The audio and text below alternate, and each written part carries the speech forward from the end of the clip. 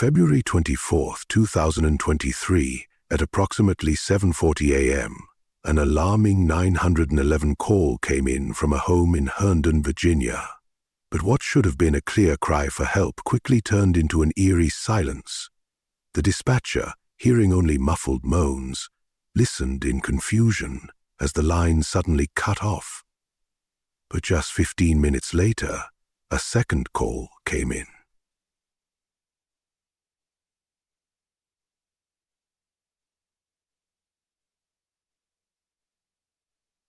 A person called me from 8-4 and nobody rang, your friend. The person called me this time. A man, Brendan Banfield, claimed that he had shot an intruder attacking his wife. But when police arrived at the scene, they found a grisly, almost unimaginable sight. A woman, Christine Banfield, stabbed multiple times, and a man, Joseph Ryan, dead from 2 gunshot wounds. What started as a case of a home invasion quickly spiraled into something much darker. Something that no one could have expected. Betrayal, manipulation, and cold-blooded murder, all wrapped up in a twisted web of deceit. Hey, what's up guys? I'm Mark and welcome to True Crime Stories. Today we're diving deep into the case of Juliana Perez Magalas, Brendan Banfield and the Banfield family. This is a story where nothing is as it seems. We're talking about a husband conspiring with the family nanny to murder his own wife, and don't even get me started on the questions that come up after that. Who was this intruder, and what did he do to deserve to die? Trust me, the deeper investigators dug, the more complicated this whole thing got. Let's break this down. Juliana Perez Magalas, born in Brazil, had always dreamed of a better life. Raised by a single mother who worked as a house cleaner, she took a leap of faith at 21 and moved to Virginia as part of a cultural exchange program. It was here she took on the role of an au pair, providing childcare and helping with household duties for the Banfield family. But things would quickly go from innocent to far more sinister. See, over time, Brendan Banfield, her employer, began to take a more personal interest in her, and before long, their relationship would cross professional boundaries, eventually becoming the crux of everything that would unfold. Brendan Banfield was no average guy. Born in February 1985, he worked as an IRS agent, diving into sensitive financial investigations. His wife, Christine, was a pediatric ICU nurse, a tough and emotionally resilient woman who cared for children in some of the most intense situations. Together, they had one child, a young daughter, born in 2018, who became the heart of their family life. In 2019, they decided to move from Long Island, New York to Herndon, Virginia.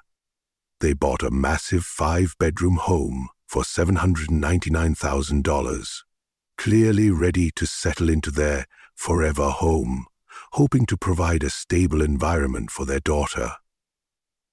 But little did they know, this home would soon become the center of a storm they could never have prepared for. Now, fast forward to February 24, 2023, at 7:47 a.m., the first 911 call comes in from the Banfield residence, but it's not clear.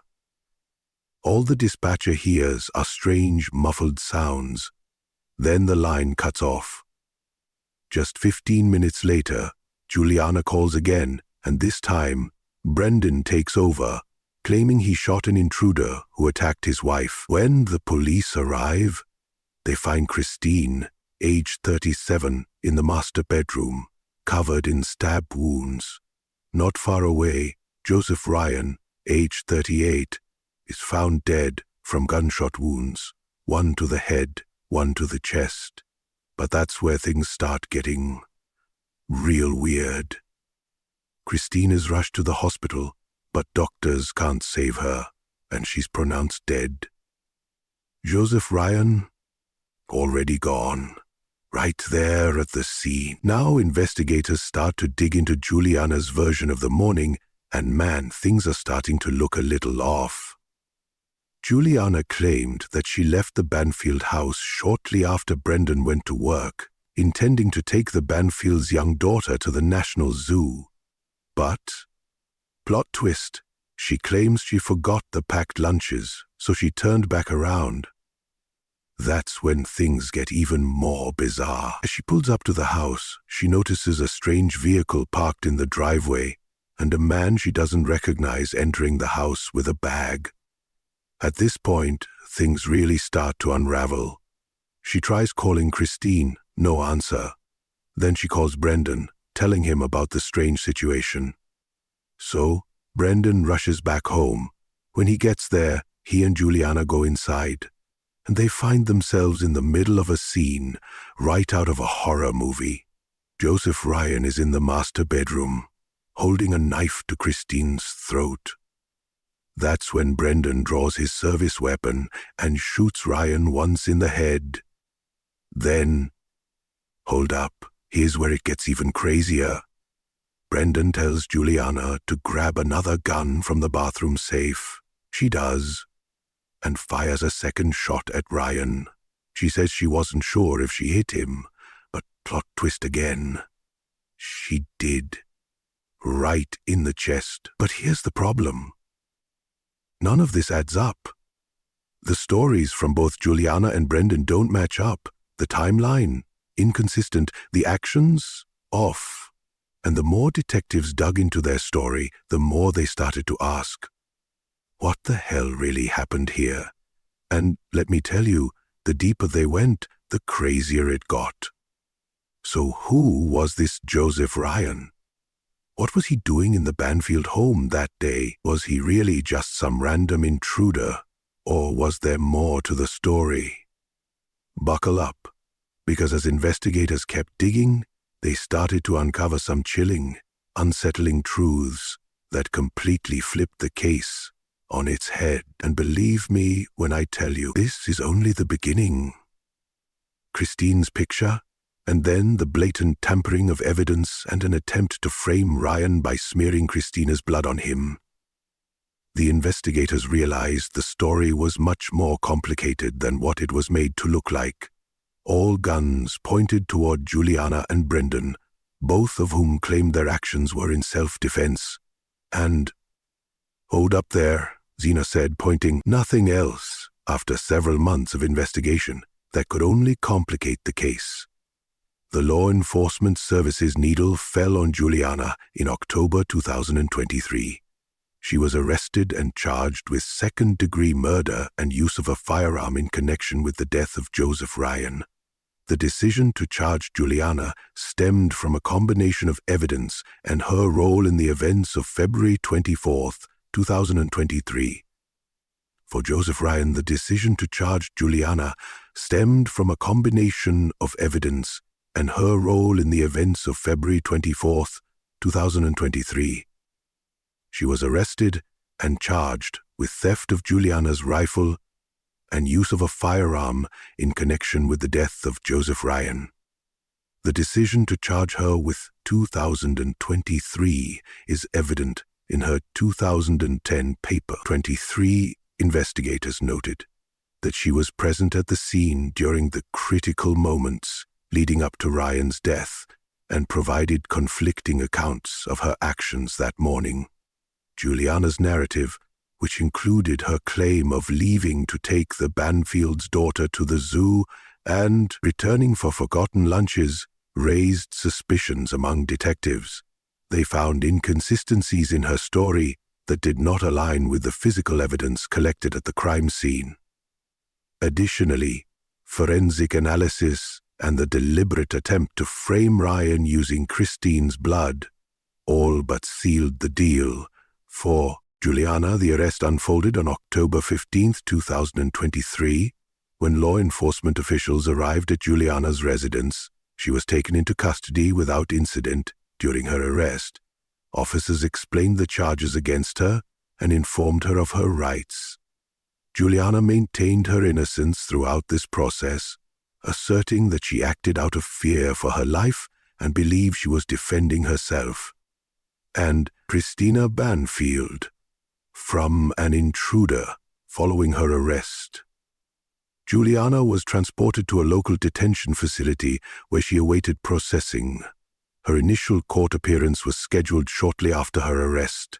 During this hearing, prosecutors presented evidence that included the same forensic findings and details of her communications on the day of the incident. As legal proceedings began, prosecutors argued that Juliana's actions demonstrated a reckless disregard for human life. They contended that she had played an active role in escalating a situation that ultimately resulted in violence.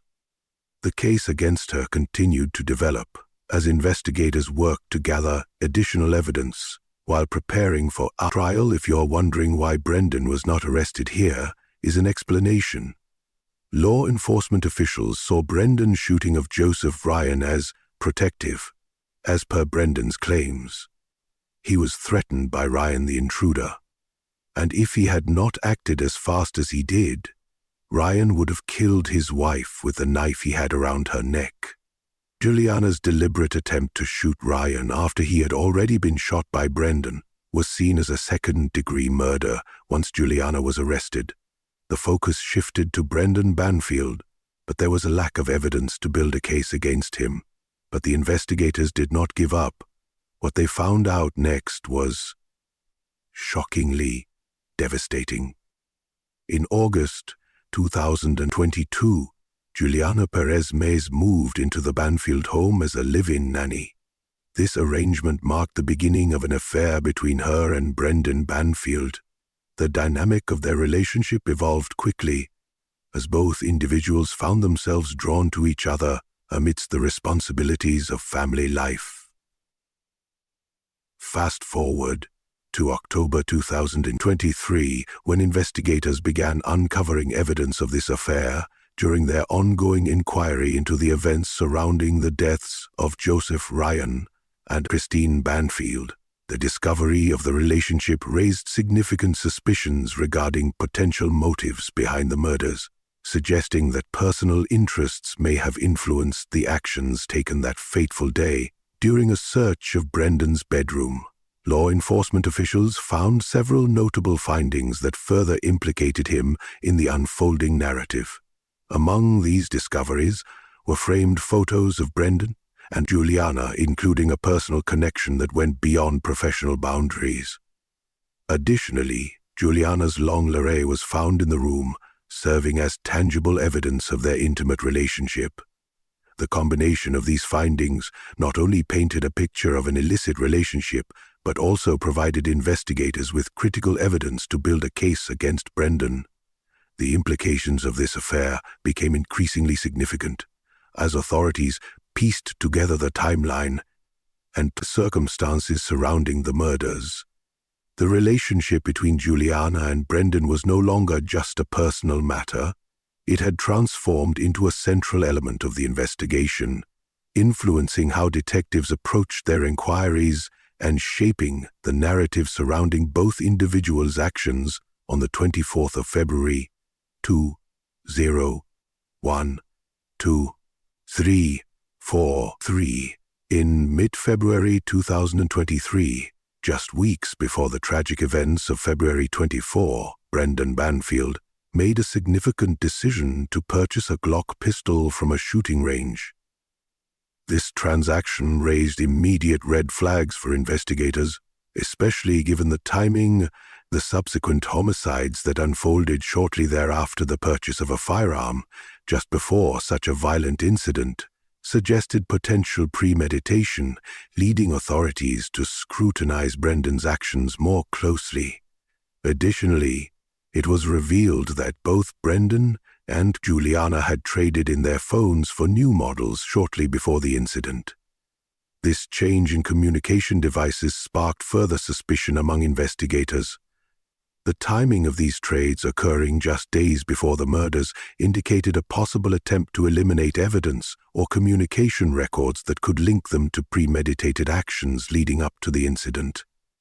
investigators began to question whether these actions were part of a larger plan involving both Juliana and Brendan, as they sought to establish a cleaner timeline of events leading up to the confrontation with Joseph Ryan.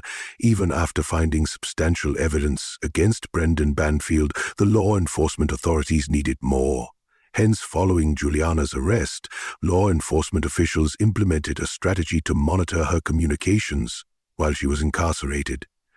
This included tapping phone calls between Juliana and Bren, a common investigation technique used in high-profile cases where the relationship between suspects could yield crucial evidence. The decision to tap these calls was driven by the need to gather information that could clarify the dynamics of their relationship and any potential premeditated actions related to the murders of Christine Banfield and Joseph Ryan in the recorded call from jail. Deputy Commonwealth Attorney Eric Kingan revealed during a bond hearing that Juliana expressed concern about their relationship. She told Brendan, "I hope you are not just staying with me because you were afraid of me turning against you." This statement indicated her awareness of the precarious situation they were both in and suggested that she was contemplating the implications of their actions on that fateful day. Brendan's response during this phone call was equally telling.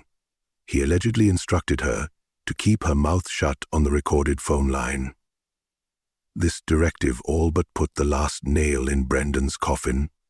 He was clearly attempting to control the narrative and prevent Juliana from divulging information that could implicate him in the crimes. Finally, the time came in September 2015, 24, when Brendan Banfield was arrested by law enforcement authorities following an extensive 11-month-long investigation into the events surrounding the deaths of Joseph Ryan and Christine Banfield. The arrest took place after detectives gathered substantial evidence linking Brendan to the crimes, including forensic findings, inconsistencies in his statements, and more. Law enforcement apprehended Brendan at his residence without incident. He would face serious legal repercussions following his arrest in September 2024. The primary charges brought against him were aggravated murder and the use of a firearm in the commission of a felony. The charge of aggravated murder stemmed from the circumstances surrounding the death of Joseph Ryan, who was shot in the Banfield home on February 24, 2023. Prosecutors argued that Brendan's actions demonstrated a reckless disregard for human life, and Banfield indicated premeditation as he allegedly orchestrated the events that led to the confrontation with Ryan. Additionally, Brendan was charged with using a firearm in the commission of a felony specifically related to the use of his service weapon during the incident. This charge highlighted the severity of the crime, as it involved not only the unlawful taking of another person's life, but also the use of a firearm, which escalated the nature of the offense. When it came to the prosecution's case against Brendan, they had covered every little bit of the loopholes. After all, they had spent 11 months preparing a case against him. They presented some key inconsistencies in his account of the 24th of February 2023.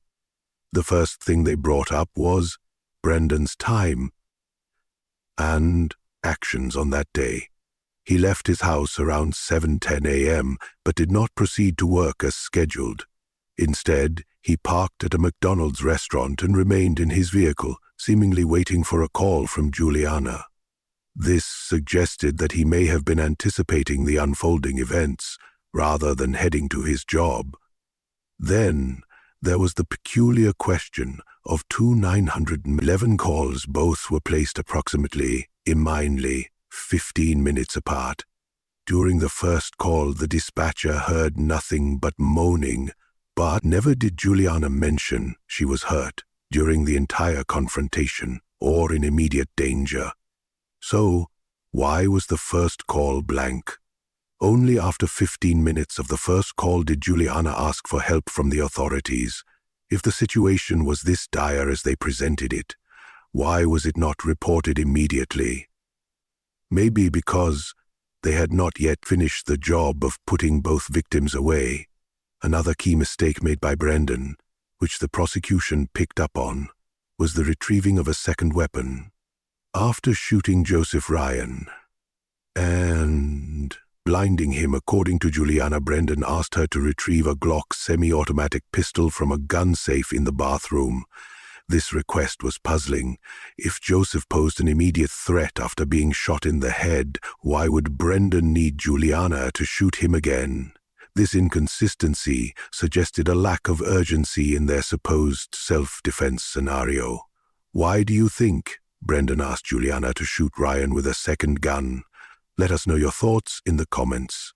Hence, it was the prosecution who firmly contended that Brendan Banfield was not merely a bystander in the tragic events of February 24th. All right, buckle up, because this story's about to get real crazy. This isn't just a case of some random home invasion. Oh no, my friends. This is a calculated plan that led to the death of Joseph Ryan. But here's the twist. Brendan Banfield wasn't just an innocent bystander in this mess. He was an active participant, the mastermind behind the whole thing. Yeah, you heard that right. Brendan orchestrated the entire scheme. And it gets worse.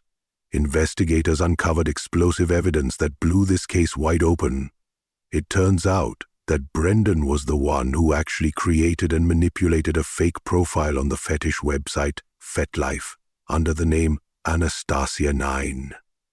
Now, hold up. What makes this even more chilling is that this profile wasn't just some random thing. Brendan used it himself at first and then passed it off to Juliana Perez Magalas, his affair partner, who worked as the family nanny. Why? To lure Joseph Ryan to the Banfield home under false pretenses. Yep, this wasn't some random coincidence. It was a cold, calculated move to set Ryan up. And let's just say that when it all came to light, the prosecution had a field day. They argued that this wasn't just a "I made a mistake" situation. Oh no, it was a clear example of Brendan's willingness to engage in deceitful, manipulative tactics to get what he wanted. And what did he want? Well, the evidence against him shows that he was desperate to get rid of his wife, Christine, ever since he started his affair with Juliana. This twisted desire to escape his marriage, that was the driving force behind everything. So, once Christine was out of the picture, murdered in cold blood, Brendan tried to cover his tracks. He actually smeared Christine's blood onto Joseph Ryan's body to make it look like he was the attacker. But plot twist, it was Brendan who had orchestrated the whole thing from the start. Talk about trying to frame the wrong guy. But it doesn't end there. In April 2024, the plot thickens when Juliana, after being arrested, decided to enter. Now, Juliana had been facing charges of second-degree murder and the use of a firearm in connection to Ryan's death. But as the investigation wore on, it became clear that there was mounting evidence against her. So, what did she do? She took the deal. Juliana agreed to plead guilty to a lesser charge of voluntary manslaughter, a huge break from the original murder charge. And all of this was part of a carefully negotiated plea agreement. Why? Well, the deal included some serious bargaining chips. Juliana would cooperate with law enforcement, providing crucial info about Brendan's role in everything, especially what went down on that fateful day of the murders. This deal would benefit her, sure, but it would also help build a stronger case against Brendan. Now, what's at stake for Juliana? She's facing a sentence of up to 10 years in prison, though with credit for time already served, she could be out much earlier. But here's the kicker. Do you think she made the right call? Should she have fought this in court, or was taking the plea deal the smartest move? Drop your thoughts in the comments below, because trust me, this case is far from over. Speaking of, Juliana's sentencing is scheduled for March 21st, 2025, and her fate will soon be in the hands. He's facing some serious charges: aggravated murder, use of a firearm in a felony, the whole works. If convicted, He's looking at life behind bars, no parole. So, here's the question. Will justice be served? Or is there more to this story than we know? As the investigation continues, there's a real chance that new details could emerge that completely change the narrative. The outcomes of these trials are crucial, not just for Juliana and Brendan, but for the memory of Christine and Joseph, who deserve justice for what happened to them. Stick with us, because this case is far from over, and the courtroom drama is about to get even juicier.